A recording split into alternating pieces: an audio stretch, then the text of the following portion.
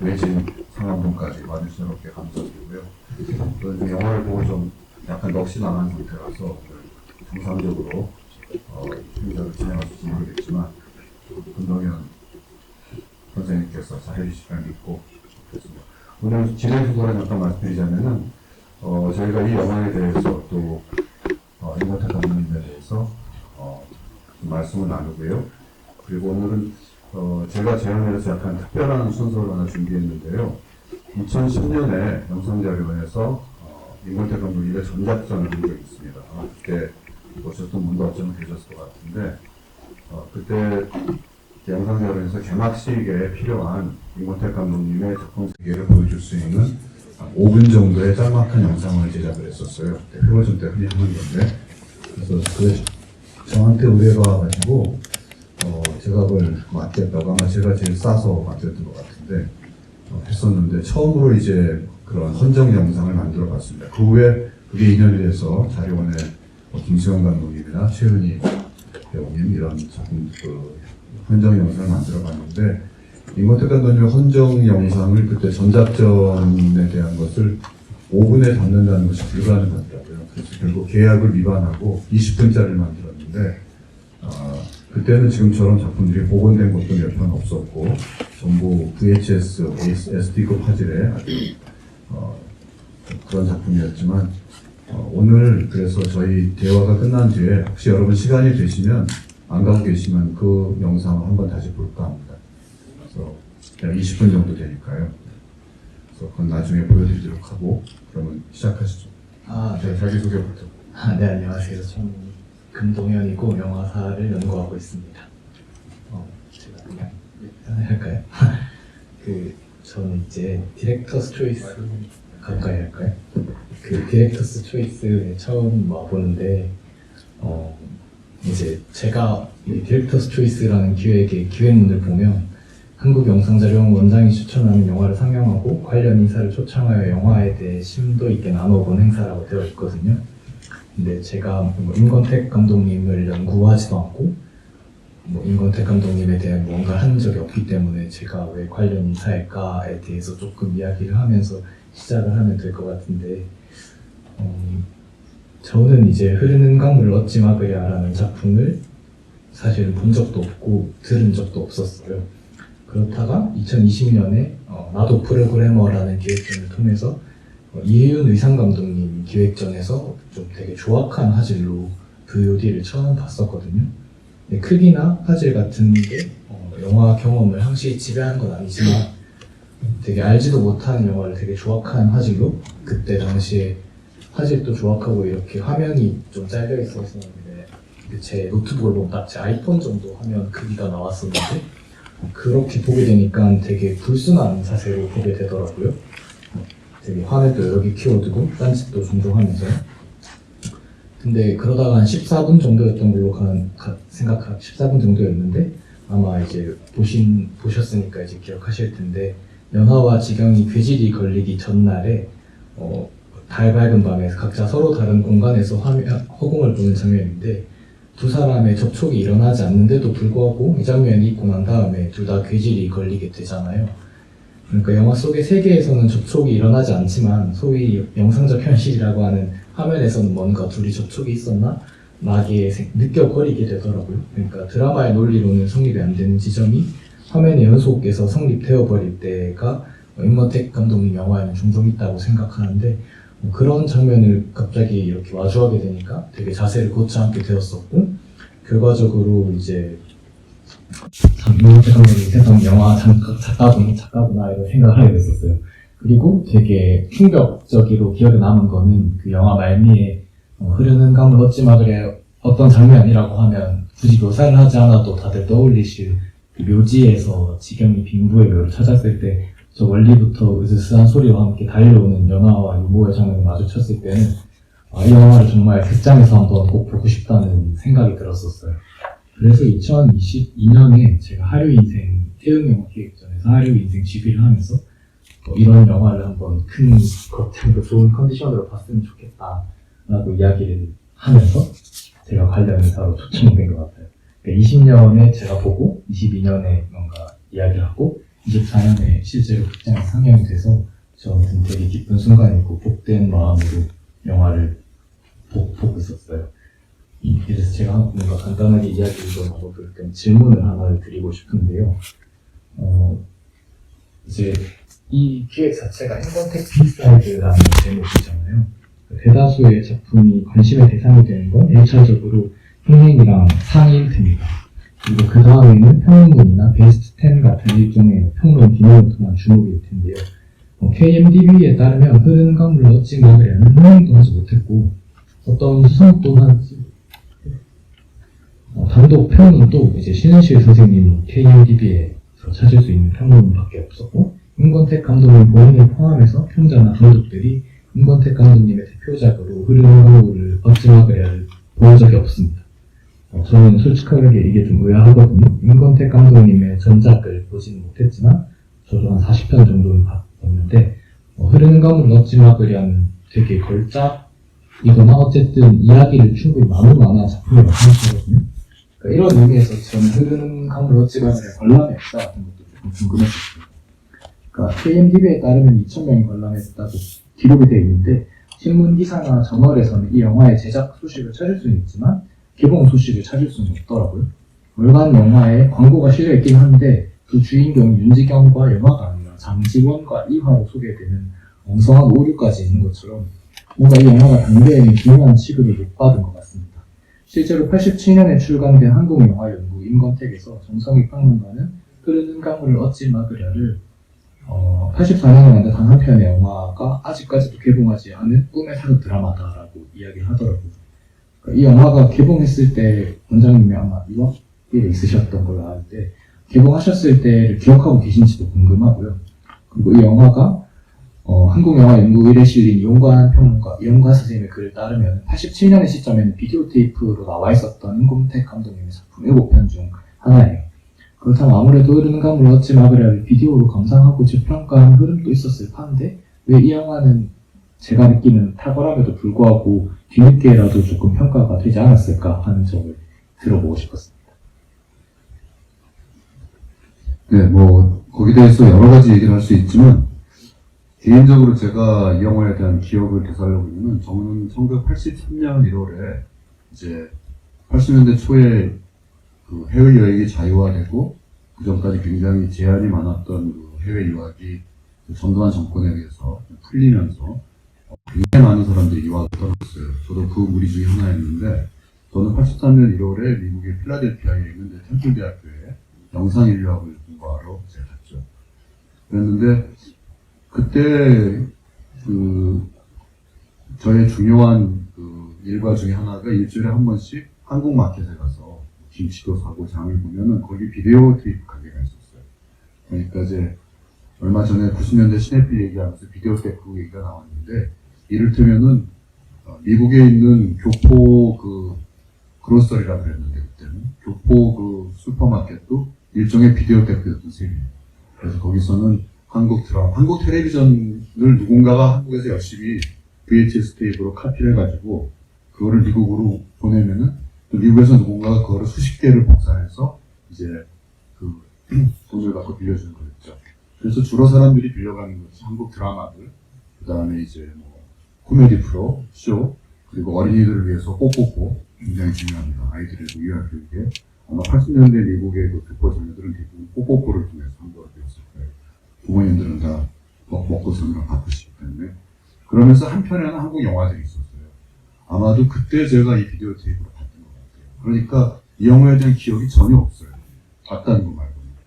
그러니까 아마도 이제 그 뒤에 빌려왔던 여러 비디오 테이프 중에 하나였을 것이고, 그리고 이 영화가 그때 그래서 이제 나중에 제가 임권택 감독님의 91년작 개벽부터 연습을 했는데, 사실은 저도 이 영화에 대해서 거의 모르고 있었고, 그리고 임권택 감독님이 본격적으로 어떤 분석 혹은 학문적인 관심의 대상이 됐던 것은 저는 시바지 이후라고 생각합니다. 87년에 시바지가 이제 베니스 영화제에서 여우주연상을 타면서 임권택 감독님에 대한, 그때까지는 극히 일부의 사람들만 임권택 감독님에 대한 관심이 있었거나, 물론 이제 충무로에서 실제로 작업했던 분들에게는 임권택 감독님이 특별한 존재가 있거든. 그때부터 얘기를 했지만 그건 또 좀 다른 얘기고 그래서 임권택 감독님의 필모그래피는 어떻게 보면 87년에 시가지 이후에는 신작이 나올 때마다 관심이 되고 있었고 쭉 불러보자면은 87년에 86년이죠. 86년에 시바지가 나오고 개봉은 87년에 했는데 이후에 보면은 개봉 순서로 보면 필모그래피가 이렇게 됩니다. 시바지, 티켓, 시바지, 연산일기, 아다다, 88년은 이제 올림픽 기록용과 손에 손잡고를 쉬어갔었고 89년에 아재아재 바라지 그리고 장군의 아들. 그러니까 영화가 나올 때마다 화제의 중심이 됐었고 또 거기에 대한 얘기도 있었지만 이전의 작품들은 사실은 87년 이후에 이제 평자들이나 비평가들이 좀 소급해서 감독님 작품들에 뒤늦게 관심을 가졌기 때문에 사실 개봉될 때 그 영화를 35mm 상태로 봤거나 한 경우는 거의 없었을 거예요. 정성일 제외하고.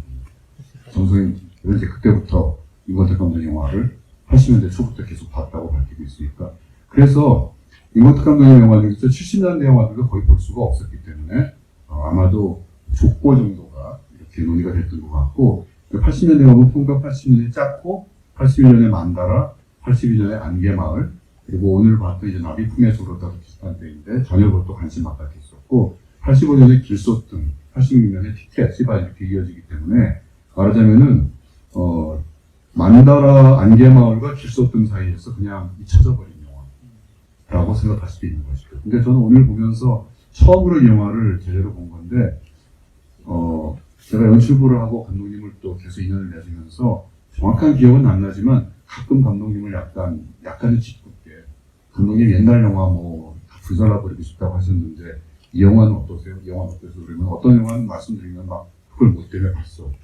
이러시는데 제 기억에 흐르는 강물은 어찌 막으랴는 어떠세요? 그러면 그런 대로 잘 찍은 것 같아. 근데 봐주는 사람이 아무도 없었어. 이런 식으로 얘기하셨던 기억이 납니다.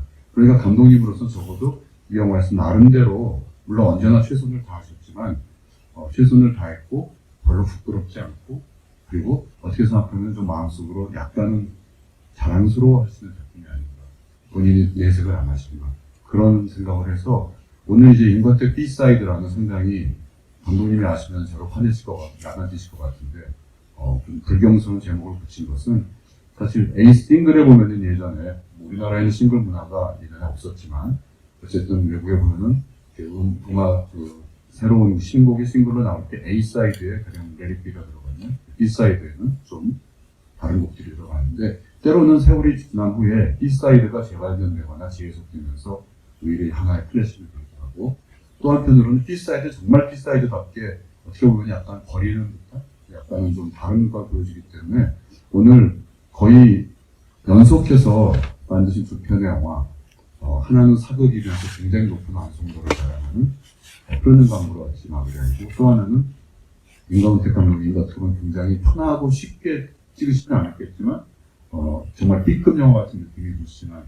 나비 품에서 그렇다. 이 두 편을 연달아서 보면서 임권택 감독님의 작품에 대해서 어떤 선입관이나 좀 중압감을 버리고 좀 맑은 눈으로 새롭게 봐주시는 분들의 얘기를 듣고 싶어서 제가 이렇게 편성을 했고요.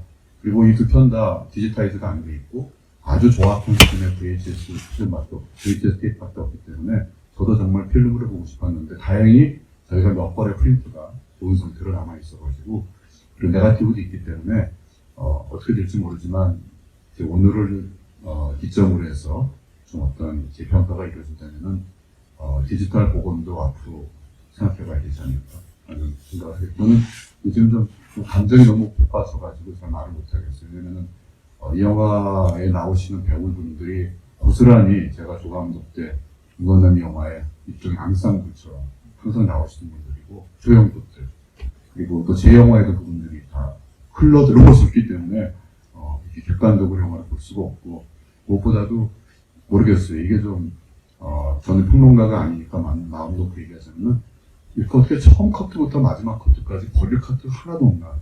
아무리 임권택이지만 이건 좀 너무하지 않았나 라는 좀 생각이 드는 영화였는데 저의 착각일지도 모르겠다는 생각이 들었습니다. 네. 저는 감독님이 이렇게 필모그래피를 적어오신 걸 그냥 계속 보고 있었는데 그 최근에 한국 영화 백사를 뽑았었잖아요. 그 임권택 어제 발표했죠. 사실 임권택 감독님 상당히 많이 있었고 좀 놀랐는데 이걸 보면서 뭐 씨바지부터 본격적인 평가가 시작됐다고 하셨지만 한 84년 정도부터 영화를 안 찍어주셨어도 아마 임권택 감독님이 대다수의 작품이 되게 상단에 있을만하다는 생각이 갑자기 보다 보니까 드네요. 그리고 제가 질문을 이제 본편에 대한 질문을 하나 준비해왔는데 홈페이지 프로그램에는 그 시대를 드러내놓고 찍는 것이 아니라고 하더라도 영화는 감독 또한 자기 시대 안에 살 수밖에 없는 것임을 드러내는 1980년대 동시대 사회상에 대한 알레고리로 흐르는 강물을 어찌 막으랴를 또 소개하고 있습니다. 물론 이게 그 나비 품에 울었다에 대한 소개이기도 하겠죠. 정성일 평론가도 임권택을 말하다 해서 흐르는 강물을 어찌 막으랴를 두고 임권택 감독님께 이렇게 물어요. 잠깐 읽어보면 역병이 온 도성에 퍼져 사람들이 죽어나가는 죽음의 시대와 같은 조선시대를 배경으로 하고 있습니다. 여기에는 마치 의도한 것처럼 동시대의 그림자가 있습니다. 84년 광주 이후 전두환 정권의 그늘 아래 연산 후 퇴위 직후에 벌어진 이야기를 다루는 흐르는 강물을 어찌 막으랴에는 죽음이 온 도성에 짙게 깔려있고 그런 것들 속에서 결국 죽음을 맞이할 수밖에 없는 운명의 이야기가 벌어집니다. 전 이 영화를 처음 볼 때 동시대의 알레고리로 보았습니다. 이 질문에 임권택 감독님은 조금 멋쩍은 듯 이렇게 답합니다. 이렇게 이해해야 될 것이 내가 이렇게 보고 있으면 어떤 시대든지 그 시대를 꼭 찍고 있지는 않지만 그 시대가 갖는 분위기가 영화에 결국 담기고 있었던 것인가 아닌가라는 생각이 들어요. 긍정적인 답변처럼 읽히기도 하지만 개벽의 작품화 계기를 두고 학생운동권 이야기인 도바리의 영화화가 무산되었던 이야기를 생각하시면서 보따리 인생인 최시영을 떠올렸다고 말하는 것에 비하면 저는 이게 되게 큰 차이가 느껴지거든요. 사실 긍정적인 답변이라기보다 좀 뭉친 게 아닌가라는 생각이 드는데 저도 사실 흐르는 강물을 어찌 막으랴 해서 광주 이후라는 시대적인 배경을 떠올리지는 못했습니다. 상영 당대와는 무관한 해석이지만 제가 오늘 봤을 때는 오히려 전염병에 걸린 사람들만이 함께할 수 있다는 상황에서 코로나 바이러스를 떠올렸거든요. 그러니까 코로나 바이러스가 저한테는 되게 위생적인 걸 넘어서 되게 살균적인 상황이었다고 생각하지도 하는데 그런 위생적인 게 흐르는 강물을 어찌 막으랴 되게 주된 주제까지라고도 생각했습니다. 그 나비 품에 울었다 해서도 그런 이야기가 나오는데 욕망은 물과 같아서 윤리로 구속할 수 없다 이런 얘기가 나오는데 윤리가 위생적인 것이라면은 흐르는 강물을 어찌 막으랴에 나오는 사람이라는 건 되게 비위생적인 관념이고 그런 것이 영화 속의 인물을 가두는 차이나 프레임 같은 걸로 되게 많이 나온다고 생각했거든요. 이런 부분을 임권택 감독님도 충분히 의식화했다고 느껴지는 게 이제 가문에서 도망쳐서 거인들과 노래를 부르며 춤을 추는 장면이라고 생각했어요. 그러니까 이 장면에서 춤을 추면서 얼굴에 흙도 바르고 연하와 지경의 표정이 풀리잖아요.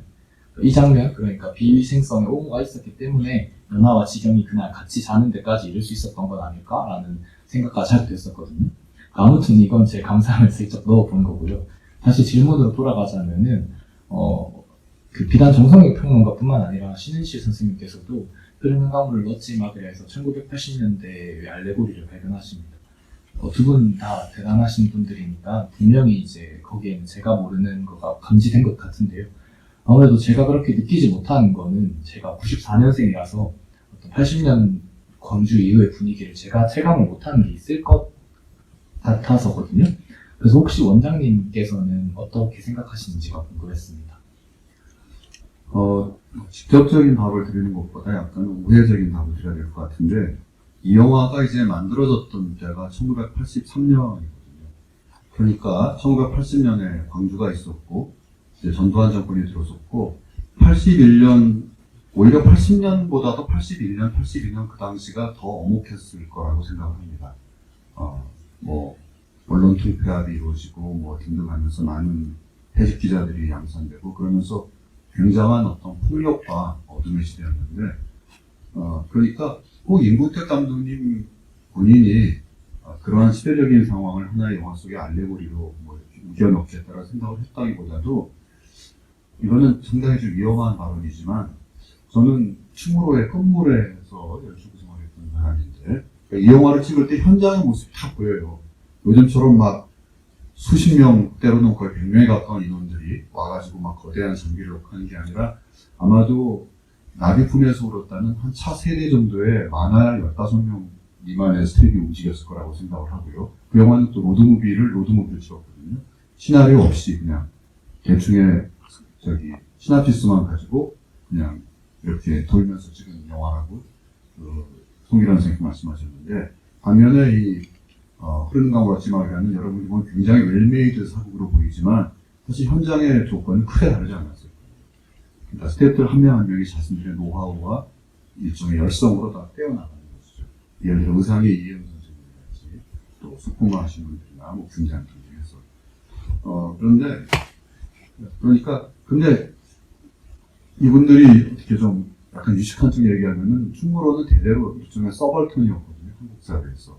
60년대 충무로에 대해서 그 당시가 어땠는지를 이렇게 옛날 분들한테 저는 끝물이니까 이렇게 들으면은 하나의 예가, 예를 들어서 1960년대, 70년대 충무로에는 군대 갔다 오신 분들이 거의 없었대요. 그러니까 이제 이만희 감독 세대들은 6.25 때 참전을 하셨는데 6.25 참전 세대 이후에는 군대 갔다 오신 분들이 없는 거예요. 이유가 뭐냐면은 충무로 스텝이 되면은 행방불명이 돼버려요. 주거가 불명해서 영장을 전달이 안 돼가지고 가끔 보니까 정부 고위 관리 중에도 절에서 공부하시느라 영장을 못 받아서 면제됐다는 분들이 가끔 계시는데, 그런 식으로 한국 영화 산업에 들어와서 일한다는 것은 한국 사회에서 어떻게 보면은 거의 그 사람이 그냥 행방불명된 것과 다름없는. 그러니까 만약에 이 영화 속에서 만약에 이 영화를 찍는 스태프들이 가장 자신들과 영화를 찍으면서 동일시했을 집단은 여기에 나오는 아까 말한 그 남사당이라는 거예요. 아니면은 무당.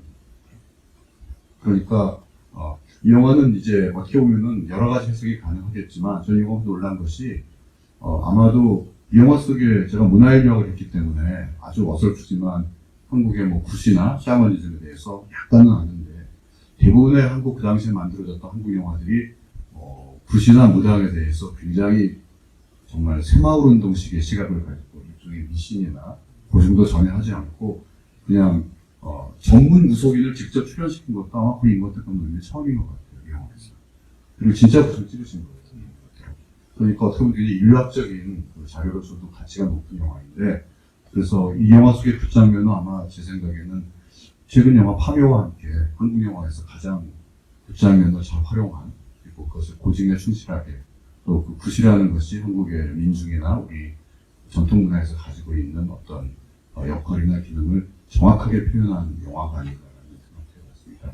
얘기는 길어졌지만, 그래서 말하자면은 그런 그 당시 전체 사회 분위기와 또 충무로라는 것이 어느 정권이 바뀌고 세월이 흘러가도 적어도 2000년대 한국 영화 르네상스 오기 전까지는 정말 열악하고 항상 핍박받고 영화 한다고 그러면 집에서 호적을 파고 했던 그런 사회 분위기 속에 살았던 사람들이기 때문에, 그런 정서가 그 당시에 어떤 정치적인 억압과 그런 폭력적인 분위기에 너무나 자연스럽게 결합돼서 영화 하나의 에토스처럼 스며들지 않았을까 싶고요.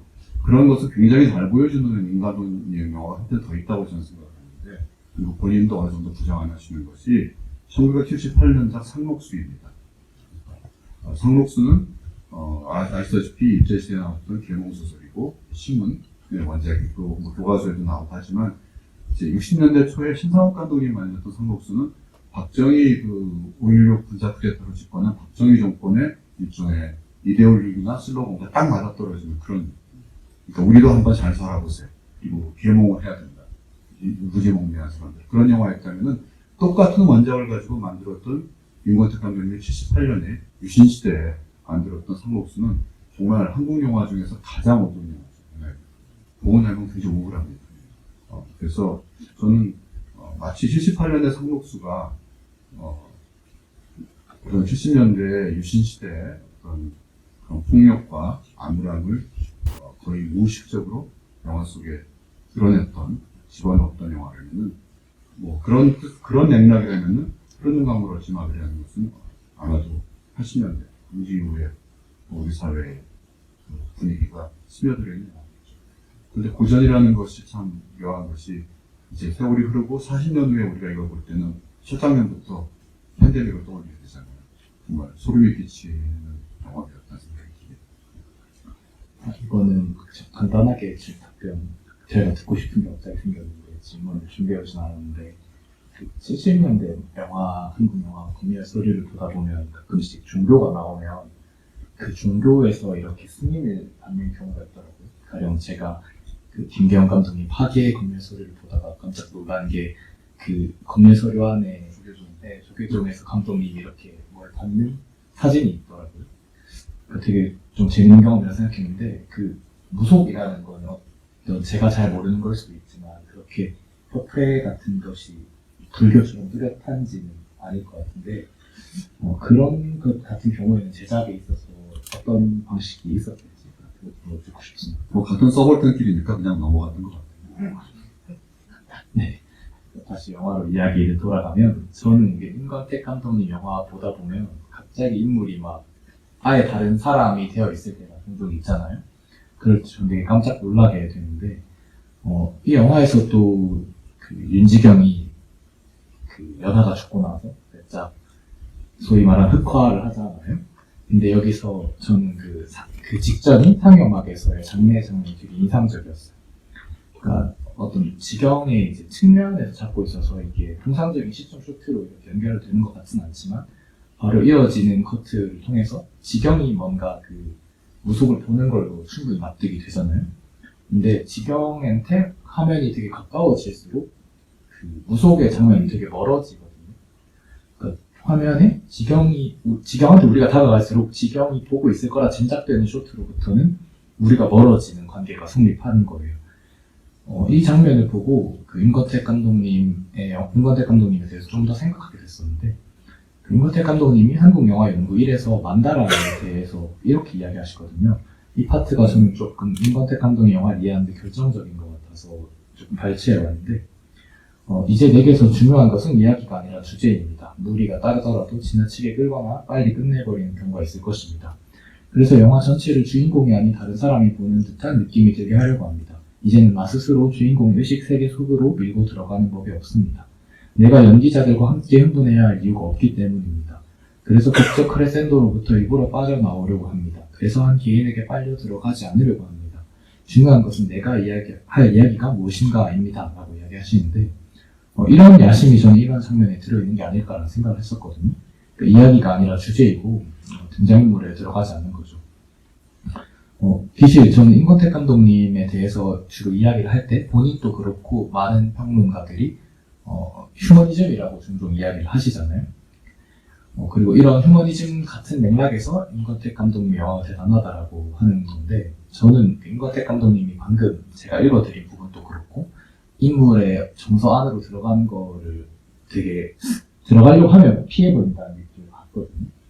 그러니까 오히려 휴머니즘보다는 뭐 안티 휴머니즘까지는 아니더라도 휴머니즘에 충실한 감독으로 파악하면 안 보이는 게 훨씬 많다고 생각해요. 그래서 원장님께서는 아무래도 임권택 감독님을 곁에서 지켜보신 경우도 많고 정보도 영화도 많이 보셨을 테니까 임권택 감독님 영화를 수식하는 휴머니즘에 대해서 어떻게 생각하시는지 여쭙고 싶었어요. 일단 감독님께서 뭐 휴머니즘 혹은 뭐 인본주의 이렇게 감독님 영화의 연구자들이나 평론가들이 감독님 영화를 수식할 때 쓰는 용어에 대해서 본인이 어떻게 해석하는지 잘 모르겠어요, 저는. 그러니까 뭐 누가 휴머니즘이라고 그러는데 사람들이 뭐 동의하니까 나도 그럼 뭐 휴머니즘? 이렇게 생각할 수 있는 것 같아요. 그러나 실제 마음속에 꽁꽁 숨겨두는 것을 본인이 직접 그렇게 표현 안 하시겠죠. 왜냐하면 자기 작품에 대해서 설명하거나 해석하는 것을 홍상수 감독만큼 싫어하시는 분이거든요. 그래서 임권택 감독님이 물론 그 정성일 평론가의 인터뷰집 같은 거 보면 굉장히 진솔하게 다 말씀을 하시지만 그것이 어떤 분석이나 해석의 차원으로 넘어가실 때는 딱 한 발짝 물러나세요.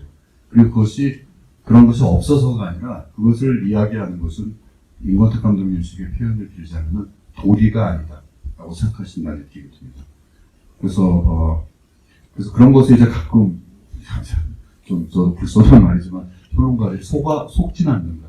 감독님이 자기 잡초 이전의 작품들을 다 부정하신다거나 이런 것들에 대해서 그냥 그래서 그 작품들은 다 쓰레기인가 보다 하고 생각할 수 있는데 막상 보면은 그렇지가 않거든요. 또 그리고 특히 임권택 감독님의 영화를 임권택 감독님의 필모그래피라는 연대기록으로 보는 방법도 있지만 동시대에 나왔던 다른 작품들과 비교해 보는 것도 하나의 굉장히 흥미로운 방법인데 그러려면 이제 그 영화들을 볼 수 있어야 되기 때문에 앞으로 영상 재료를 열심히 노력을 해야겠죠. 유튜브 채널에 좀 더 많이 올려야 되는데 돈이 없어가지고 그렇습니다. 어쨌든 그래서 그 점에 대해서 좀 말씀을 더 드리자면은 휴머니즘이나 인본주의를 떠나서 임권택 감독님이 기본적으로 그 자기 작품 속에서 뭐라고 해야 되나 참 표현하기가 어려운데 표면 이외의 것들까지도 표현하시려는 것에서는 굉장히 절제하시는 것 같아요. 제가 손편제 조감독을 하면서 많이 느꼈는데 클로즈업을 극도로 절제하세요. 그러니까 이원사님은 스토리보드가 없이 현장에서 이른바 현장 콘티로 찍으시는데 정익성 회장님과 두 분이서 이제 딱 쓰면 이 클로즈 뭐 이렇게 하면 이제 저희가 알아서 다 준비를 해야 되는 그런 상황인데 클로즈업을 찍으실 때는 굉장히 조심하시고 현장에서 클로즈업을 찍으셔도 편집실에서 가능하면 다 드러내세요.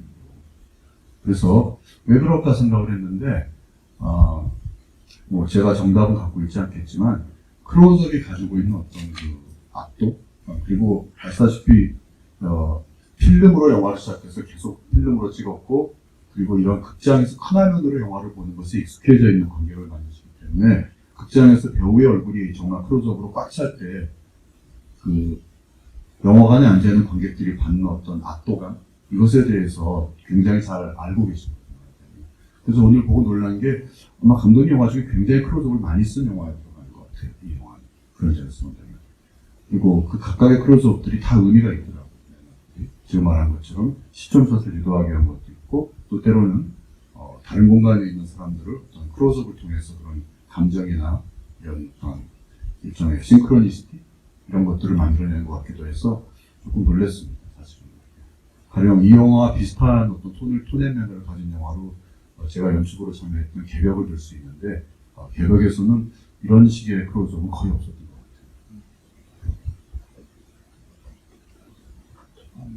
같아요.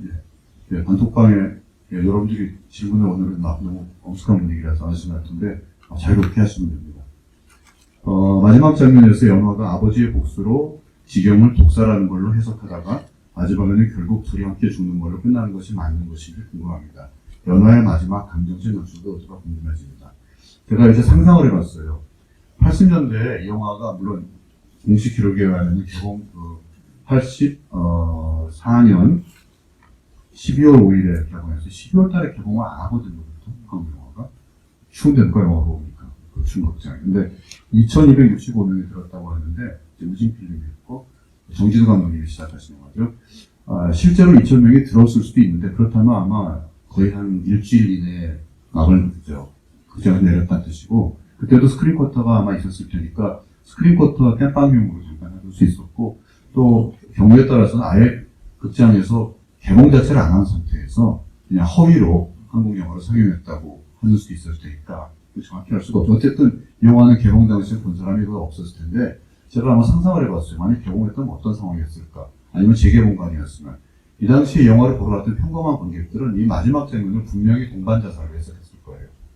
그게 어떤 그 당시에 어떤 한국 통성 멜로드라마의 일종의 하나의 감정 라인이니까. 그러니까 보면은 두 사람이 정말 이제 아무것도 할 수가 없는 거거든요. 이제 전국을 이잡듯이 뒤지면은 언젠가는 마치 그 배창원 감독님의 꿈처럼 이렇게 광군에 발각돼가지고 둘이 끌려가서 뭐 그냥 능욕을 당하거나 죽는 수밖에 없는 것이니까 막걸리를 나눠하시는 그런 파트너들은 아마 찍으면서도 이것을 표면적으로 관객들이 그냥 평범하게 보면은 두 사람이 이제 몰릴 때까지 몰렸으니까 산에 가면 뭐 독초도 많고 그리고 그 가을 직전에 대사가 있잖아요. 유머의 대사. 송이버섯. 버섯은 독초잖아요. 그 유모가 어쩌면 그 독을 탈 수도 있어요.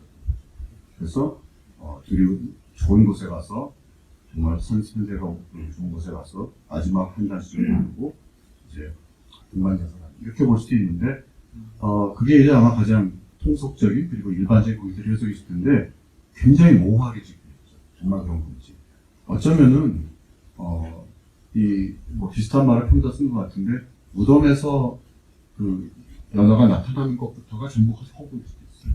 이미 연하는 죽었는데 그러니까 죽기 전에 어떤 그 환상일 수도 있고 어쩌면은 더 거슬러 나면 두 사람이 괴질에 질려서 이미 거기서 죽었을 수도 있어요. 뒤에 나오는 모든 후일담을 일종의 고스트 스토리. 하여튼 그렇습니다. 저는 섬찟하죠. 저도 모호하다고 생각해서 영화를 계속 이 부분을 주의 깊게 봤었는데 말씀하신 것처럼 전 영화를 보고 보니까 이 사람들이 언제 죽었지라는 생각을 계속 하게 되더라고요. 그러니까 저한테는 조금 확신까지는 아니지만 저도 그 무덤에 나오는 장면부터 죽었을 거라는 생각이 있거든요. 가령 뭐 당신은 99, 나는 100살 이런 장면이. 물론 왜 하필이면 조용원이라는 배우를 캐스팅했을까라는 것도 좀 네. 그 느낌 때문에 한 것도 아닐까 생각이 듭니다. 아마 감독님하고 거의 이 작품이 유일한가요? 제가 뭐랄까 그런데 예. 근데 어쨌든 조용원이라는 배우 이 당시에 전혀 이런 이미지가 아니었거든요. 예. 오늘 보니까 왠지 좀 포제션의 이자벨 아자니 같은 그런 느낌도 갖고 들기 그렇습니다. 뭐 혼백도 나이가 드나요? 이런 대사가 있잖아요. 그래서 16살 때 죽어서 혼백이 19, 20에 죽어서 뭐 혼백이 된 건가? 그렇게 봐야지 그 99살, 100살 대사가 그나마 납득이 되더라고요. 뭐 아무튼 그런 것 같습니다. 저는. 여기 또 질문이 올라왔는데 이건 제가 좀 대답해 드려야 될 것 같아요. 영화 흐르는 강물 어찌 마그리아에서 사당패, 굿장면의 영화음악, 음향이 김기영 감독 영화를 떠올려집니다. 음향을 심리묘사에 잘 사용한 듯합니다. 혹시 영화의 음향 감독을 저는 아실까요? 여쭙니다. 우선 그 당시 한국 영화의 제작 방식은 이제 80 영화가 4년이지만 제가 연습을 했던 91년, 92년, 93년에도 아마 똑같은 방식으로 영화를 찍었을 거예요. 이 당시는 당연히 모노였고요, 사운드가. 그 다음에 보통 영화가 끝나면은 요즘으로 치면 우리가 대사를 녹음하고 요즘은 ADR이라고 하죠. 그때 용어로는 이제 후시 녹음인데 대사를 녹음하는데 길어야 이틀 그리고 믹싱은 하루 심지어 한나절에 끝냈어요. 제 영화 장밋빛은 믹싱이 2시간 반에 딱 끝났습니다. 그래서 가서 딱 하고 딱 끝나는 거죠. 우리 더 해봐야 또 나아질 것도 없어요. 어차피 테크니션 분들이 딱 그만큼 해주시니까. 그러면서 이제 나중에 뭐 돌비 스토리가 되고 점점 더 이제 오늘날까지 온 거지만, 그러니까 이 흐르는 강물 어찌 마그리아에도 오늘날 우리가 생각하는 음향 감독 혹은 사운드 디자인의 개념 자체는 없어요. 만약 그런 역할을 한 사람이 있다면 이모테 감독님 본인이십니다. 이 장면은 어떤 사운드가 필요하다. 여기서 어떻게 하면 좋겠다. 그리고 이 음악을 하신 김정길 음악 감독님은 원래 클래식 하시는 분이고 그 중에서도 현대음악, 전위음악을 하시는 분이었고 군대 교수이셨을 거예요. 그리고 이모테 감독님과 만다라를 같이 하셨거든요. 만다라, 길소 이렇게 맞작품을 했는데 그 당시 80년대 초에 한국의 현대음악을 하시는 분들의 하나의 일종의 트렌드랄까? 그게 뭐냐면은 우리 전통음악, 특히 뭐 판소리, 굿, 민요, 여기 있는 하모백년, 뒤에 신민요지만 이런 음악들을 가지고 와서 그것을 낭만주의나 고전주의 음악이 아니라 막 쇤베르크나 이런 완전히 현대 마치 그 스페이스 오디세이의 리제트 음악, 그 전위 음악이 나오듯이 굉장히 자기가 평소에 하고 있는 무조성의 현대 음악들과 우리 전통 음악을 결합시켜가지고 그런 것을 가지고 때로는 약간 좀 기괴하기도 하고 때로는 굉장히 이질적이면서 근데 이 영화는 음악이 약간 과한 느낌은 들지만 저는 이 영화 되게 뮤지컬 같았어요. 그리고 중간에 그 남서당 시퀀스나 이런 것들은 거의 뮤지컬 시퀀스처럼 연출돼 있고 또 무엇보다도 그 시퀀스가 가지고 있는 영화 속에서 내러티브 상의 기능이나 주제에 대한 것들 그런 굉장히 놀랐거든요. 왜냐하면 뮤지컬 시퀀스에서 보면서 어려운 것이 그 시퀀스에서 춤과 노래가 있기 이전과 이후에 이른바 그 스토리 아크 이야기의 흐름이 달라져야 되는데 그 힘들어요. 이 영화에서는 그 남사장 장면 전후로 딱 달라지거든요.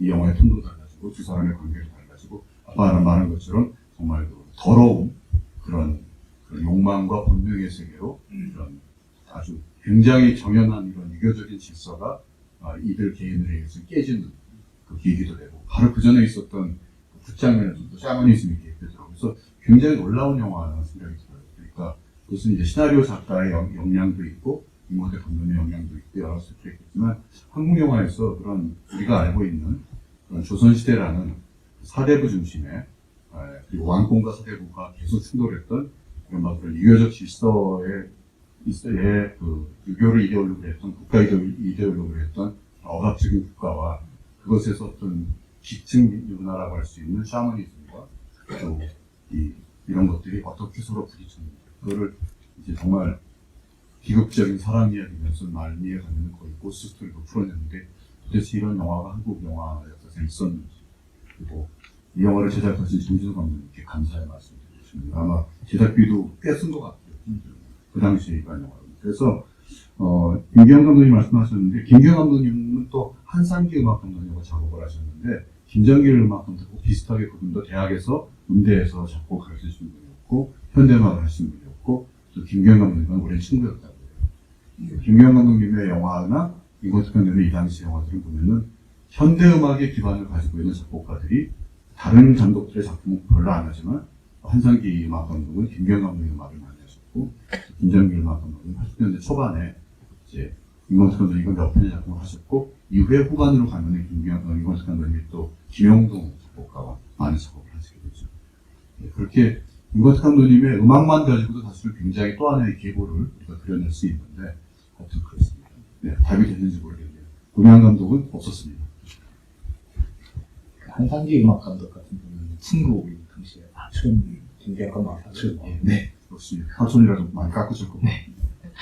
그 하나 질문 더 할 거는 그 무덤 씬 장면은 되게 그러니까 그런 장면은 사실은 마주했을 때 되게 충격적이지만 설명하기가 되게 어려운 장면이잖아요. 막 저렇게 멀리 있는데 어떻게 저렇게 잘 보이지? 이런 생각이 확 든단 말이에요. 그래서 실제 현장에서 저 촬영 현장에 기록이 남아있는지 막 이런 것도 좀 궁금하더라고요. 그 조명이나 카메라 디렉팅 같은 걸 총체적으로 막 복원을 해보고 싶은 생각까지 들 정도인데 저는 아마 이 슛 하나로만 놓고 보면 되게 한국 영화사 전체에서도 되게 충격적인 장면이 아닐까라는 생각을 합니다. 그래서 그냥 이 장면에 대해서 원장님이 어떻게 느끼셨는지 조금 그리고 임권택 감독님 이 장면을 따로 언급한 적은 없는지도 여쭙고 싶었어요. 그 정성일 평론가와의 인터뷰집 말고는 분들께서 자기 작품의 어떤 특정한 장면이나 또 그걸 찍을 때 어땠다라는 거를 거의 얘기를 안 하시거든요. 물어보는 게 굉장히 좀 결례스럽기도 해서 그런 얘기를 들은 적은 없고 그 장면은 오늘 저도 이제 미리 말씀하신 연구를 보고 유심히 봤는데 저는 그렇게 특별하게 느끼지 않았어요. 그러니까 거기서 어떤 뭐 트릭을 썼다거나 교묘한 어떤 걸 했다거나 아니면 이 작품은 이거 뭔가 이 영화의 시그니처 샷이 될 테니까 우리 한번 미샤샤 이런 느낌보다 시간이 쫓기면서 반을 확딱 찍은 느낌이 들어요. 그러니까 라이팅을 요즘처럼 이렇게 뭐 제대로 다 하는 것이 아니라 어쨌든 저기 누군가가 오는데 저 사람 보여야 되게 저기다가 때려 하고 찍지 않았을까. 그 결과가 저라고 생각이 드는데 물론 그런 결과를 이제 일종의 현장이 갖고 있는 한계 그리고 이 영화 보면은 여러분 크레인 샷가 하나도 없죠. 이 당시 한국 영화에 크레인이 없었습니다.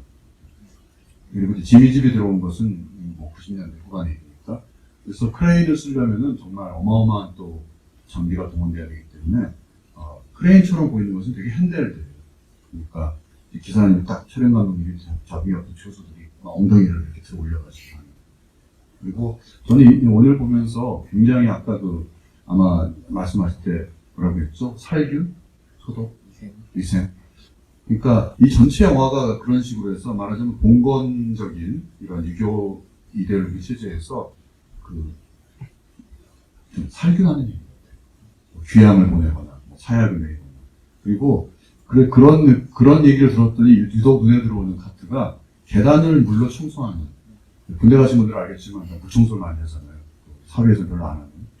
근데 한국 영화에서 저렇게 계단 물청소 장면이 사극에 있었나? 유일한 장면 같아요. 저 카트가 들어간 것이 다 이유가 있겠구나.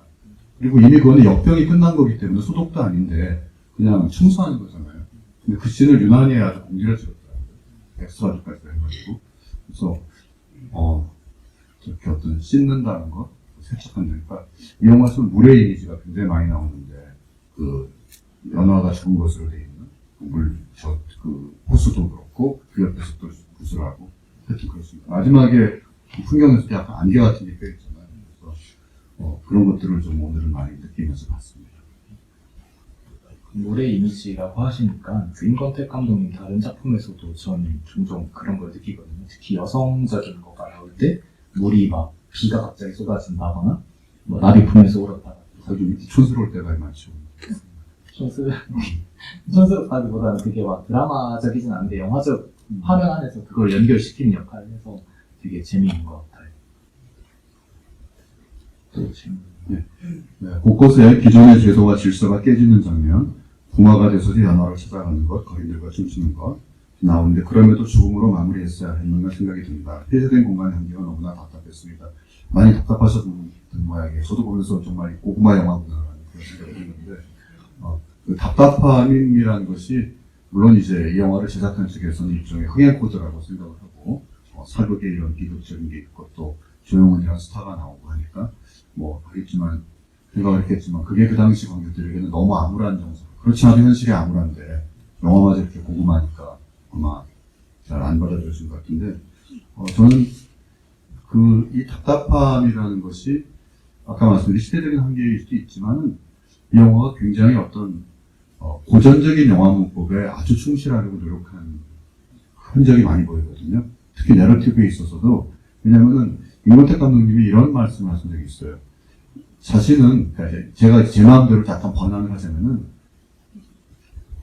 정찬 감독님의 조감독으로 영화를 출발해서 60년대에 막 그런 영화들을 찍을 때까지만 해도 영화는 무조건 기승전결이라고 생각을 해요. 말하자면 일종의 딱 정해진 상업영화의 포맷 속에서 이야기가 딱 구성돼야 된다. 요즘으로 얘기하면 구조 중심으로 시나리오를 접근해야 된다라고 생각을 하셨는데 어느 순간부터 그게 본인이 답답해지기 시작해요. 그래서 처음에는 초창기에는 자기 본인도 다 코티를 다 따셨대요. 현장에서. 현장이 아니라 미리. 그런데 어느 순간부터 그냥 현장에 가서 찍으면 어떻지?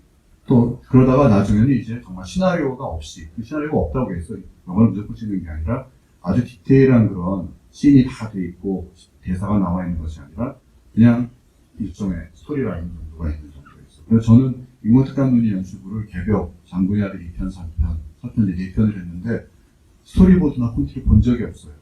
항상 현장에서. 내일 뭘 찍을 거다 그러면 거기에 대해서 뭐 소품이나 의상이나 배우들에 다 준비는 되지만 막상 배우들이 어떤 대사를 할지, 거기서 어떻게 커트가 나뉘어질지, 카메라 워크는 뭐가 될지는 현장에 가봐야 아는 거예요. 그러니까 항상 연출부들이 초긴장할 수밖에 없죠. 그래서 그런 점에서 이 영화의 어떤 그 답답함은 좀 의도된 거일 수도 있다. 굉장히 정제돼. 그리고 특별할 만한 것은 이 영화 시바지 전에 나왔다는 건 몰라요. 아마 이 두 영화를 나란히 보면 시바지가 먼저 나오고 그 다음에 이 영화가 나왔을 것 같은데 시바지에서 등장하는 그런 그 전통, 그러니까 한옥이라기보다는 사대부들이죠.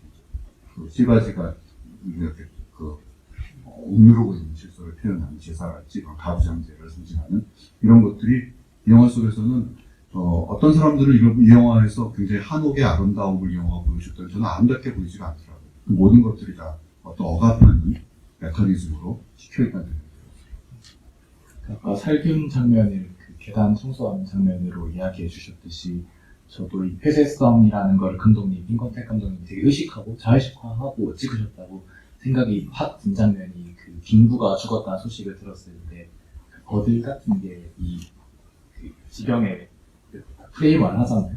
그런 장면 같은 거 되게 탁월하면서도 되게 자의식화하고 있구나 라는 생각이 들고, 그 감독님께서 옛날 인터뷰에서 이 영화를 찍었기 때문에 연산일기를 찍었을 수 있지 않을까라는 이야기를 하셨는데 그런 것도 같은 맥락으로 읽혔어요. 예. 네, 이 작품을 보면서 담백하다는 느낌이 들었습니다. 그러면서 이 작품이 흥행하지 못한 것은 소위 화끈하거나 발랄함이 없기 때문이 아닌가 싶습니다. 요즘도 화끈하거나 발랄함이 없으면 잘 안 되겠죠. 84년도 10만 이상 흥행 영화가 아주 좋은 정보인데요. 같은 해에 흥행했던 영화가 고래사냥, 무릎과 무릎 사이, 에마 부인투, 수렁에서만 짓냈다, 바보선언. 상대가 안 되네요. 화끈하면서 영화들이. 정말 감안하면 뭔가 흥행 요소가 부족하다는 느낌이 들었던 것 같습니다. 또한 원작은 해피엔딩인데 본작은 배드엔딩이라 이 작품을 아는 사람에게 흥행 실패 요소가 되지 않을까 싶습니다. 원작이 있네요. 그래서 잘 몰랐는데. 그 고전소설 윤지경 전이요. 윤지경 전이라고 부제가 나온 것이 원래 고전소설입니다. 네. 근데 해피엔딩인지는 잘 모르겠어요. 네. 그래서 여기 보면은 이제 답글을 다셨는데 아마 관객들은 86년도 4시 같은 86년도 4시면 이제 아마 이대용 감독님의 4시겠죠. 스타일이 기대했을 텐데, 그러니까 일종의 궁중 에로물 같은 그런 걸 기대했을 텐데 그러지 않았던 것 같습니다. 네, 어느 정도 맞는 얘기인 것 같습니다. 그런데 그럴수록 더 궁금해진 것은 왜 이런 그 당시에 이런 에마 부인이나 고래사냥이나 무릎과 무릎 사이 같은 영화가 흥행하는 분위기 속에서 유진필름의 정준우 감독님은 이 영화의 제작을 결심하셨는지 한번 만나면 꼭 여쭤봐야겠네요. 왜와 한국 쿼터 때문에 그랬다고 말씀하시고 친구 권태기가 찍고 싶어 하니까 내가 한번 도와줬다고 하실지 한번 여쭤봐야 될 것 같습니다. 네. 또 다른 질문 또 올라왔는데 이거는 저도 조금 궁금한데 그 질문은 두 주연 배우의 그 당시 인지도와 연기에 대해서 말씀해 주실 수 있는지였는데요. 저도 이제 흐르는 강물을 얻지 마 그래 영화에서 사실 딱 한 명의 배우만 말해야 하는 조용원 배우님이잖아요. 근데 조용원 배우님 같은 경우에는 그 80년대 청춘 스타 이런 걸로도 유명했지만 그 사실 사람 자체가 되게 흥미롭잖아요.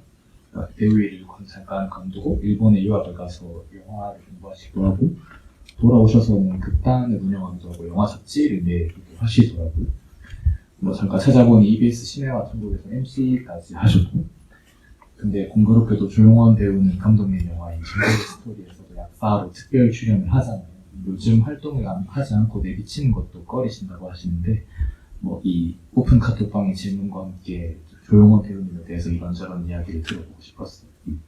뭐 이런저런 이야기까지 제가 할 수 있는 그 자격은 안 되고, 아다시피 이제 80년대 이 시기에 저는 83년부터 89년까지 미국에 있었기 때문에 한국 현장에 있었던 분들처럼 직접적으로는 못 느꼈겠지만, 어쨌든 이때는 한국의 여배우 중에서 87년에 강수현 배우님이 시바지에서 상을 타기 전까지는 아마 조용원 배우님이 가장 충망받는 그런 그 인기 스타면서 또한 굉장히 기대받는 한국 영화를 앞으로 이끌어 나갈 것으로 그런 배우였다고 기억을 하고 있습니다.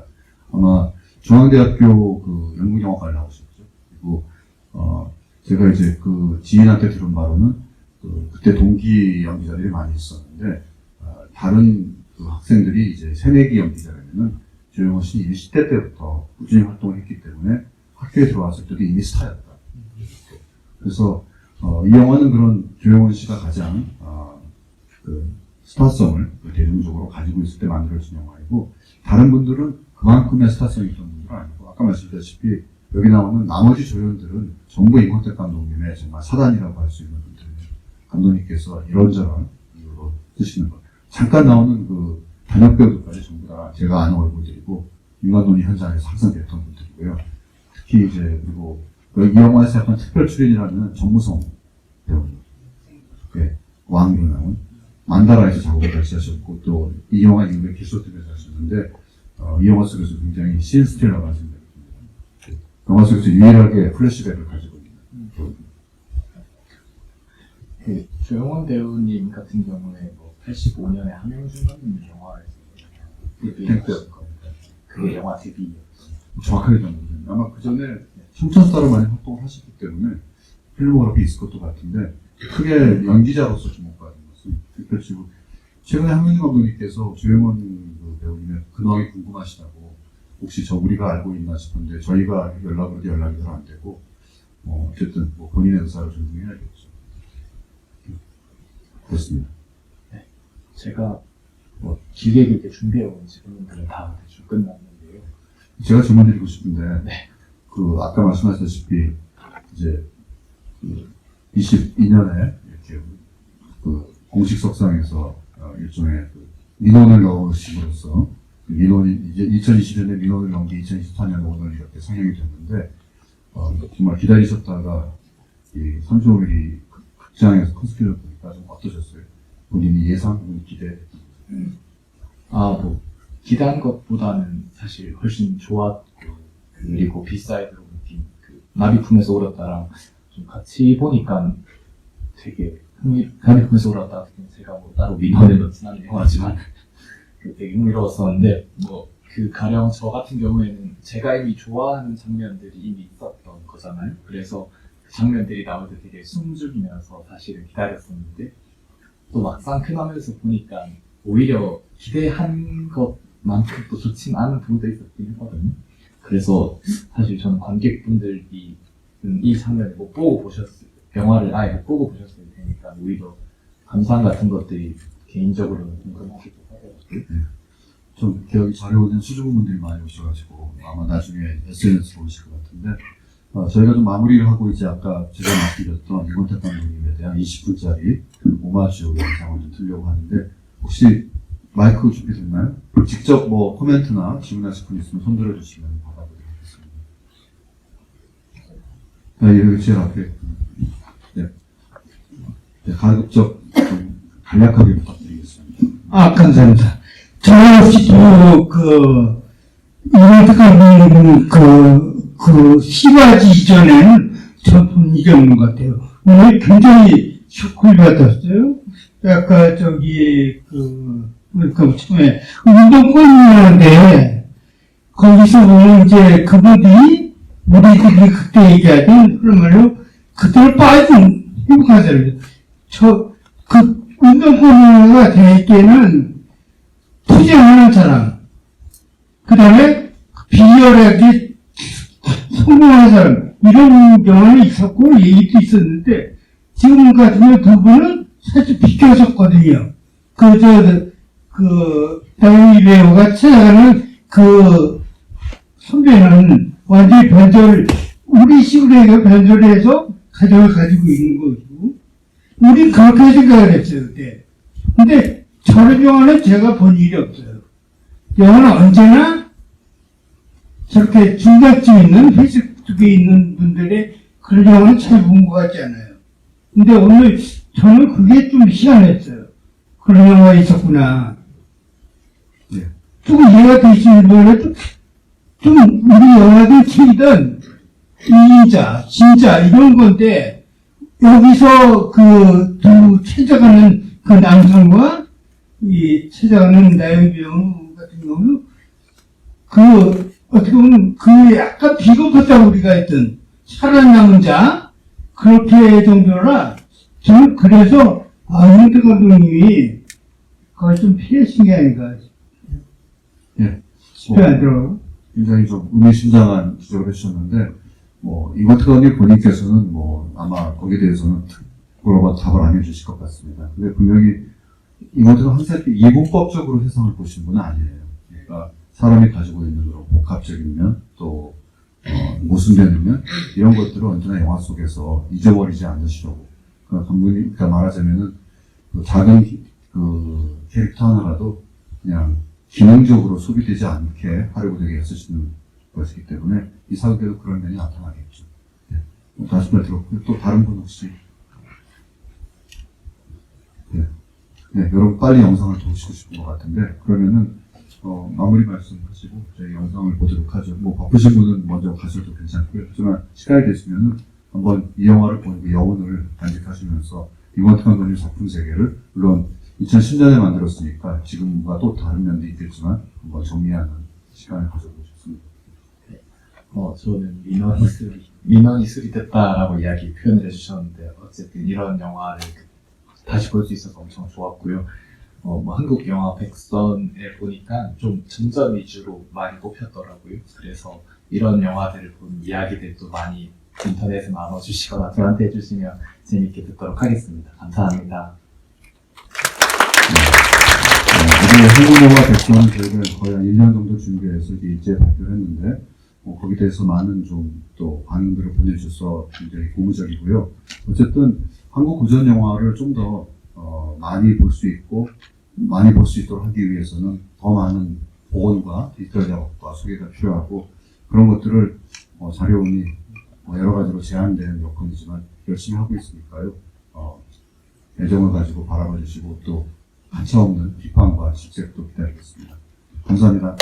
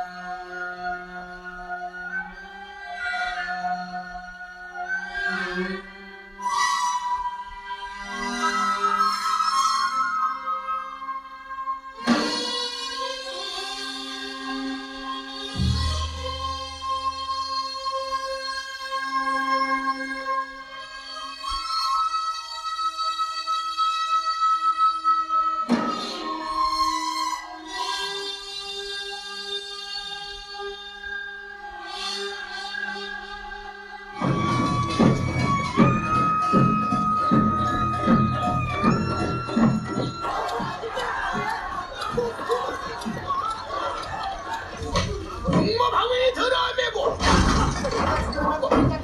같이 들어매고 가면서 우르르 삼모는 하나 야 아대마사 출소해 출소해 아대마사 출소하고 싶다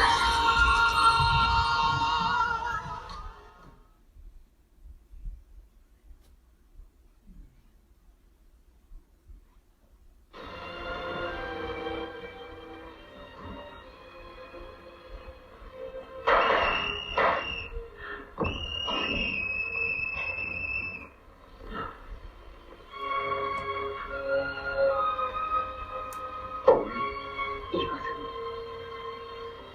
너희 아버지가 입으시던 갑옷이다.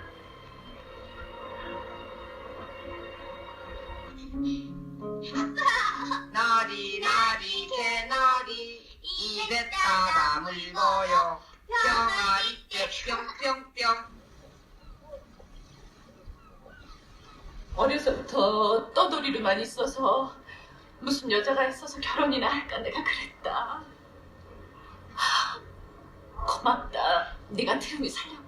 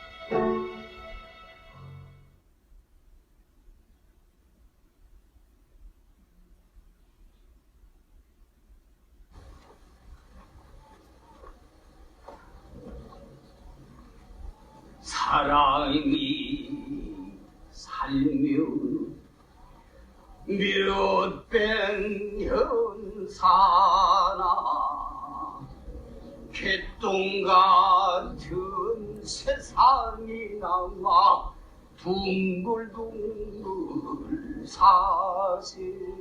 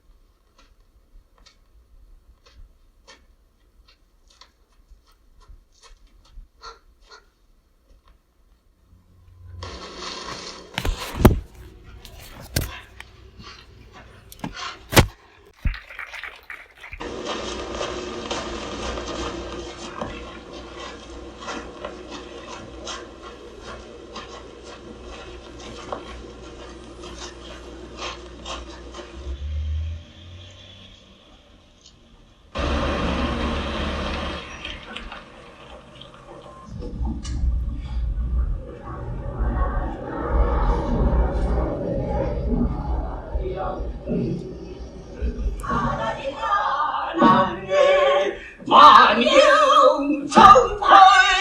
둥둥둥둥네 의기연 차아야리라 누르져라 아리아리랑 스리스리랑 아라리가 나네